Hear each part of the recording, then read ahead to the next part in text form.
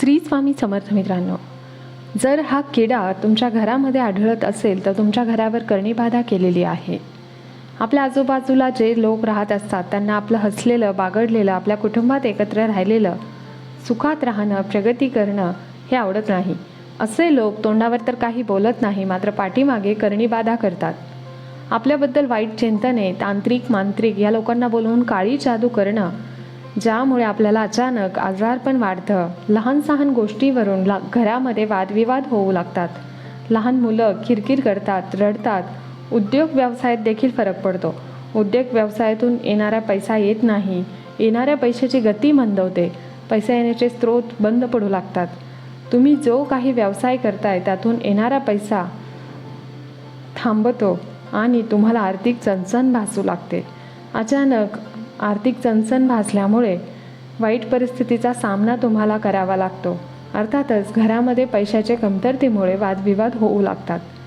जर तुम्ही दोघे पती पत्नी एकत्र राहत असला तरीही तुमच्यामध्ये वादविवाद होऊन भांडणं होऊ लागतात आणि घरामध्ये अशांततेचं वातावरण निर्माण होतं.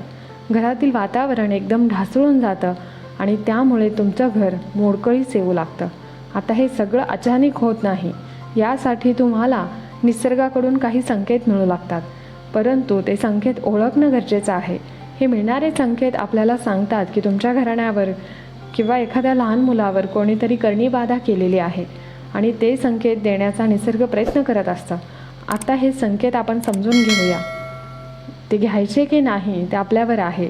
त्यातील काही संकेत आज आपण पाहणार आहोत, ज्यामुळे तुम्हाला समजेल की आपल्या घरावर किंवा आपल्या मुलांवर कोणीतरी काहीतरी करणीबाधा केलेली आहे. त्यामुळे आपल्या घरामध्ये अशांततेचं वातावरण निर्माण झालं आहे.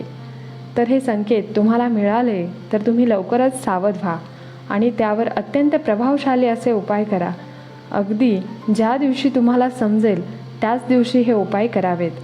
आता त्याच्यातील पहिला संकेत आहे की आपल्या घरामध्ये जर काळ्या रंगाचा भोवरा असेल, ज्याप्रमाणे माशी असते, मधमाशी असते किंवा गांधील माशी असते, अगदी त्याचप्रमाणे मोठा जाडसर असा काळा भोवरा असतो.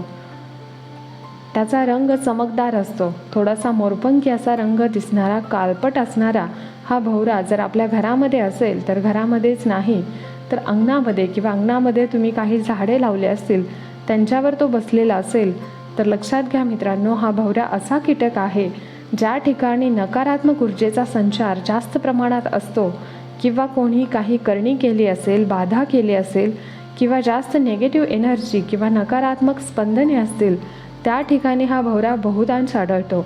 अथवा हा भोवरा बागेमध्ये फुलांवर बसलेला असतो किंवा झाडांवर बसलेला असतो. परंतु जर हा भोवरा एखाद्या घरामध्ये असेल तर नक्कीच त्या घरामध्ये कोणीतरी काहीतरी बाधा केलेली असते, काहीतरी करणी क्रिया झालेली असते. त्यामुळे हा भोवरा 100% त्या ठिकाणी जातो. कारण हा भोवरा रानामाळातच असतो, मात्र बाधा झालेल्या, करणी झालेल्या वस्तूकडे आकर्षित होत असतो. त्यामुळे अशा वेळी सावध व्हा आणि लक्षात घ्या की घरातील एखाद्या व्यक्तीच्या वागण्यात बदल झाला आहे का, किंवा एखाद्या व्यक्तीच्या व्यवहारामध्ये बदल झाला आहे का, किंवा घरामध्ये जी धनसंपत्ती आहे, पैसे आणण्याचे स्रोत आहेत ते पूर्वीप्रमाणे आहेत का, की हे स्रोत कमी झालेले आहेत. याकडे लक्ष द्या मित्रांनो. 100% तुमच्या लक्षात येईल की काहीतरी करणीबाधा तुमच्या घरावर झाली असेल तर तुम्ही सावध होऊन येणाऱ्या परिस्थितीचा सामना करू शकता किंवा त्यापासून होणाऱ्या हानीला टाळू शकता. आता दुसरा जो संकेत आहे, जर घरासमोर जास्वंदीचं झाड आहे, जास्वंदीचं फूल आहे, ते प्रत्येकाच्या घरासमोर असे जास्वंदीचं झाड असतं, त्याला फुलेही असतात, परंतु जे पांढरे जास्वंद असते ते बहुतांश आढळत नाही. परंतु अशी जास्वंद आपल्या घरी घेऊन या आणि त्या जास्वंदीच्या झाडाला घरामध्ये, बाल्कनीमध्ये, अंगणामध्ये, शक्यतो घराच्या आतमध्ये ठेवा. त्या जास्वंदीच्या झाडाला नित्य पाणी पुरवठा करा. तसेच व्यवस्थित सूर्यप्रकाश भेटेल याचीही व्यवस्था करा. जर नियमित पाणी देऊन किंवा नियमित सूर्यप्रकाश भेटून सुद्धा ते झाड सुकलं तर समजून जा की तुमच्या घरावर कोणीतरी करणीबाधा केलेली आहे.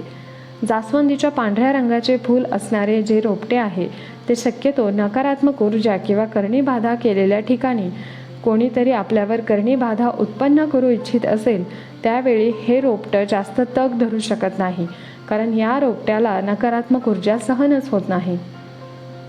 आणि तिसरा संकेत असा आहे की एखाद्याने खूप काही तांत्रिक क्रिया करणे किंवा करणी बाधा केली असेल, एखाद्याला अगदी जीवनातून उठवण्याचा प्रयत्न केला असेल, तर अशा वेळी आपल्या घरासमोर असणाऱ्या तुळशीकडे पहा. जर तुम्ही रोज नियमित तुळशीला पाणी घालून सुद्धा तुळस सुकत असेल, त्यावेळी तुळस आपल्याला संकेत देते की तुमच्या घरावर कोणीतरी करणी बाधा केलेली आहे किंवा तुम्हाला वाईट परिस्थितीचा सामना करावा लागणार आहे किंवा एखादी तांत्रिक क्रिया खूप दिवसापासून चालू झाली आहे, आता ती शेवटच्या स्टेजला आलेली आहे. तेव्हा तुळशी संकेत देते की घरावर मोठे संकट येणार आहे. या गोष्टीचे संकेत देत असते. या 3पैकी एकही गोष्ट झाली तर अशा वेळी घाबरून न जाता खालील 3 उपाय सांगितले आहेत ते करावेत. 1. सर्वप्रथम आपले जे कुलदैवत आहेत, आपली जी कुलदेवी आहे, त्या देवीला शरण जा, त्यांच्याकडे गाराने मांडा आणि सर्व कुशल होण्याची प्रार्थना करा. दुसरी गोष्ट म्हणजे तुम्ही ज्या देवावर श्रद्धा ठेवता किंवा ज्या गुरूंवर श्रद्धा आहे त्या गुरूंना शरण जा आणि तुमच्या परिस्थितीबद्दल सांगा. आणि तिसरी गोष्ट म्हणजे आपण स्वतः करायचे आहे. बाजारामध्ये अगदी सहजरित्या पिवळी मोहरी मिळते, ती मोहरी घ्यायची आहे. साधारणतः 1 मूठ किंवा 2 मुठी एवढी मोहरी घ्यायची आहे आणि बाजारात मिळणारा भीमसेनी कापूर घ्यायचा आहे.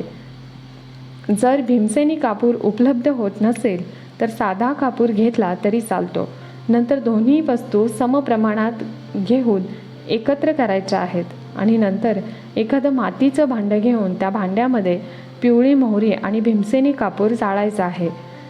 जाळायचं कधी? ज्या वेळेस तुम्हाला हा काळा भोवरा दिसेल किंवा पांढरी जास्वंदीचं रोपटं सुकलेलं दिसेल, त्यावेळी हा कापूर जाळायचा आहे. हा उपाय तुम्ही सकाळ, संध्याकाळी, दुपारी केव्हाही करू शकता.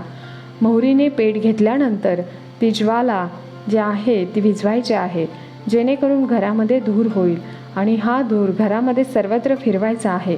प्रत्येक कानाकोपऱ्यात हा धूर पोहोचला पाहिजे. स्टोअर रूम असेल, टॉयलेट असेल, एकही जागा सोडायची नाही. घराच्या प्रत्येक कानाकोपऱ्यात हा धूर पोहोचला पाहिजे. कारण कोणी काही करणी बाधा केली असेल तर नक्कीच कोणालाही न दिसणाऱ्या ठिकाणी ती असू शकते. त्यामुळे घराच्या प्रत्येक कानाकोपऱ्यात हा धूर पोहोचवायचा आहे. हा धूर तुम्हाला प्रत्येक अमावस्येच्या दिवशी करायचा आहे. जोपर्यंत तुम्हाला असं वाटत नाही की आपलं घर पूर्वीप्रमाणे आनंदी आहे किंवा पैशाने भरलेलं आहे आणि सर्व काही कुशल मंगल आहे असं वाटत नाही, तोपर्यंत हा उपाय करायचा आहे. शक्यतो जे आपल्यावर जळणारे लोक असतात त्या लोकांपासून आपली कपडे, आपले केस आणि आपली नखे त्यांच्या कधीच हाती लागणार नाहीत अशी ठेवत चला. आपल्यावर जळणारे लोक या वस्तूंचा वापर करूनच आपल्यावर करणी बाधा करत असतात. हा माहितीपूर्ण व्हिडिओ तुम्हाला आवडला असेल तर आम्हाला प्रोत्साहन देऊन आमच्या चॅनलला सबस्क्राईब करा. तसेच बेल आयकॉन देखील प्रेस करा व व्हिडिओला जास्तीत जास्त शेअर करा. धन्यवाद. श्री स्वामी समर्थ. श्री स्वामी समर्थ. श्री स्वामी समर्थ.